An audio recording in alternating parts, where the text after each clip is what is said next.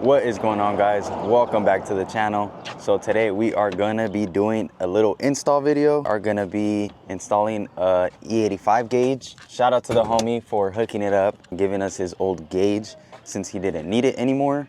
So yeah, we are gonna be installing it on my 22 WRX. Let me show you guys what we have. So I also did buy like a little gauge pod. I did buy another one, still waiting for that to come in. And so there is a couple things that I am missing. I also need the quick connectors for this thing, and then after that we should be good. And I kind of took everything apart, but this is all we have.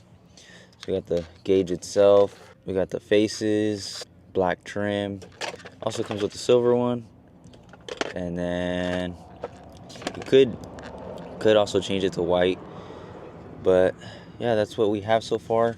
And then this is obviously gonna go right here, but on that side.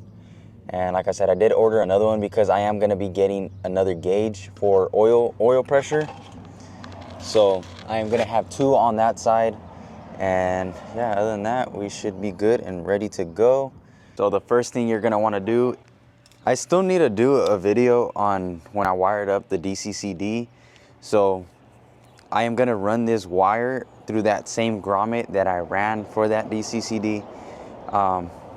I still need to redo that video, but so I'm just gonna run this, and then this is gonna plug into the harness for the gauge itself, and then this is gonna go to the sensor. So I am gonna run this, make it look as clean as possible, and then after that, yeah, we should be able to continue. I did pick up a little fuse to give it power for the gauge, and then we'll run that to the fuse box, and then after that we should be good and ready to go. You know, I'm just pretty impatient and I'm bored and I want to do an install in my car. So I am gonna go ahead and get this ran. So the DJI Osmo Pocket 3, bro, I'm telling you, you guys need to pick it up. Like, you guys could move wherever and it'll follow you. So if you guys have like 700 bucks laying around, be sure to check this shit out and definitely recommend it. Quality of my videos and the editing has been so much better now that I have actual camera gear and editing software. My MacBook got so much better. So I just need to keep grinding and make more content. So yeah, let's go ahead and get to it. All right, so we got it ran through this little grommet, and then this will plug into that sensor. And then for this, I'm gonna put the sensor right here. So, and then we'll plug this in, but I'm gonna just leave this hanging for now. Like I said, I'm gonna be away from a work trip, so I don't have to really get this fully installed. I just wanna run the wire for the power for the gauge itself. And you can see right here where I ran it. So this is more or less how it's gonna look like. What I am gonna do is make a hole behind this pillar, and then I'll run all the wire for that behind here and then make it look as clean as possible. So I'll go ahead and do that. Here goes nothing.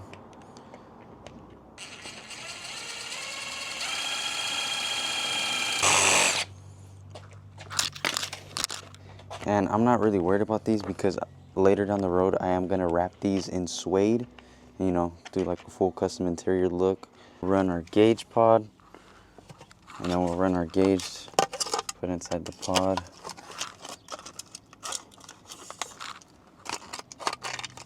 Just like so. So this is pretty much just plug and play. You just need to get power. The black's gonna be our ground. I don't think we use the white. I'll double check, but we'll run this together. So we have a fuse and then we have the ground. This is just for now, just to make sure it works. And then right here, it turns on. So I'm gonna go ahead and finish this up, but at least we know it works, and then we could put everything back together. And yeah, we should be solid. All right, so I ended up switching the wiring up a couple times, but I officially got it. So I did it as I was originally gonna do and tap it into one of these. So on the outside one, on these, I was getting constant power, and obviously you don't want that. You don't want to drain your battery or anything like that. So I was trying to find one that would turn off with the car, like an accessory mode, but I couldn't find it. So I ended up ditching that, and I low-key broke my fuse cap, or my fuse box. Kind of sad about that, but I'll just buy a carbon fiber one. So what I did Obviously you need a ground, so that's grounded right there. Go ahead and put this back. Ran the wire through back here, and then looks really clean. And then we come to the side. So all the wire for the gauge is ran through here, under here, and then, like I said, I have a fuse right there, and then it just taps into the power. And then, so whenever you turn it on, whenever you go to turn it on, there you go. And then when you turn it off, it turns off. So that's exactly what we want. So we got that fully installed. Now all we need, or all we're really waiting for, is that the quick connects in order to tap into the fuel line. And then after that, we'll be able to read our ethanol content. Finally got our quick connects for the E85 sensor. So we are gonna go ahead and finish up with that install. Finally came back from my work trip. So to install it, all we're gonna do is simply take these out and then install them right here. And then we'll come to our fuel line, cut it right here, just slide these on. And then I do have some clamps, so prevent any, you know, fuel leaking or anything like that. And I'm also gonna be upgrading the speakers. I do have some complaints. They are good. So I have the limited WRX. So the Harman Kardon speakers aren't too bad, but like if I have the windows down and, you know, I'm trying to blast music, you can't really hear it too much. So that's about the only complaint. Other than that, it's pretty good. So I am gonna be upgrading that tomorrow. And then I'm still debating if I should put a sound system in it. I don't want it to weigh down on it too much since, you know, Mexico days are coming soon. But yeah, so I'm just gonna be upgrading the speakers for now and then see how better it sounds. So yeah, let's jump on this install and let's finish it up. So to install these, all you're gonna do is simply slide it on just like that. And then we'll cut the fuel line and then just simply slide on the hose, and yeah, we should be good. Plug in the sensor, clean up the wiring a little bit, and that should be it. In order to remove the fuel line, you pick up these clips right here, and then you'll just be able to slide it out. This line comes from right here, and then the other line comes from this end right here. I know it's kind of hard to see, but it'll be right here. And then, like I said, you'll just pop this clip off, and then you'll be able to completely slide it out. So the only thing, I don't think I could cut this hose right here, so I might have to go buy one and then just slide these on to the new one, and then we should be able to complete with the install. But I'm gonna see what I could do with this right now. Okay, so I didn't really film this. All you're gonna do, grab a new hose. It depends on what setup you're running, but for my setup with that Project Innovate ethanol gauge, I did have to get a new line because the OEM one has plastic on the inside, so it's obviously not gonna work.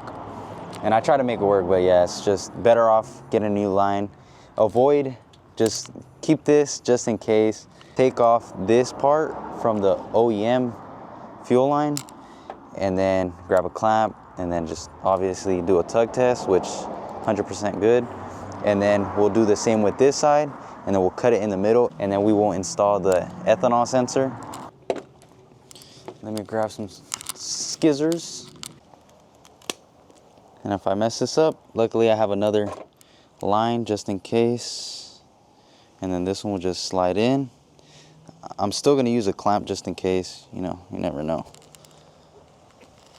Go ahead and move this.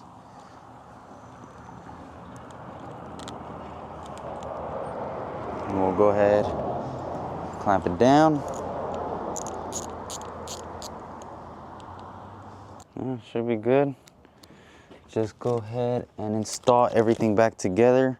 I'm gonna try my best to show you guys, but it's kind of hard, especially getting up in there. Go ahead and put this back, and then yeah, let's run everything together. All right guys, so we got everything fully installed. We got the sensor right there, and then I try to run it as nicely as possible, but it's kind of hard.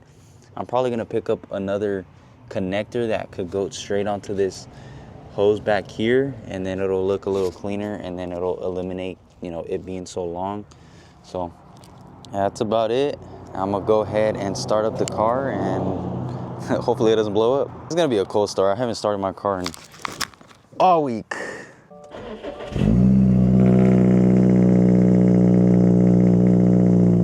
There we go. There's our ethanol content. So yeah, we're good. No leaks or anything. So everything looks good. I don't see any leaks.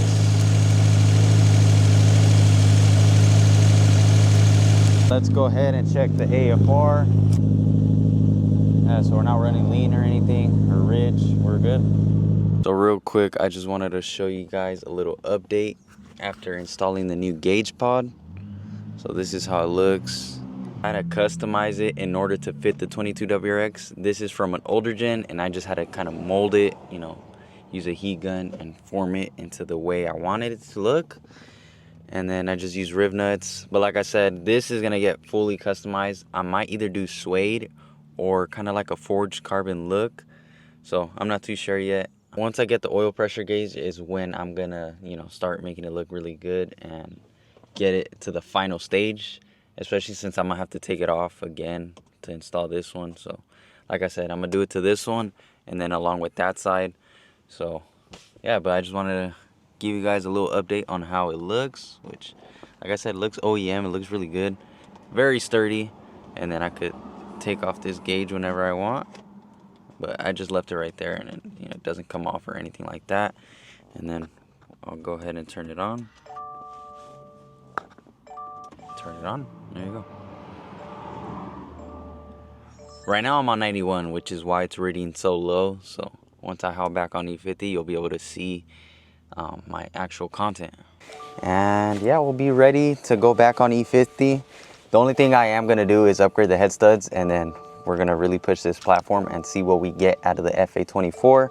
I'm also gonna be doing a custom lighting kit for my front mount intercooler, and then, like, you know, when I take it to car meets, car shows, whatever the case is, I am gonna be you know, turning on the lights, and then you'll be able to see the front mount intercooler along with my Velocitec big mouth. So I got big plans for it. Hopefully I don't have to run it in through here. Hopefully I could just tap it in through there and then turn it off and on with my phone. Can operate the LEDs on your phone. So, oops.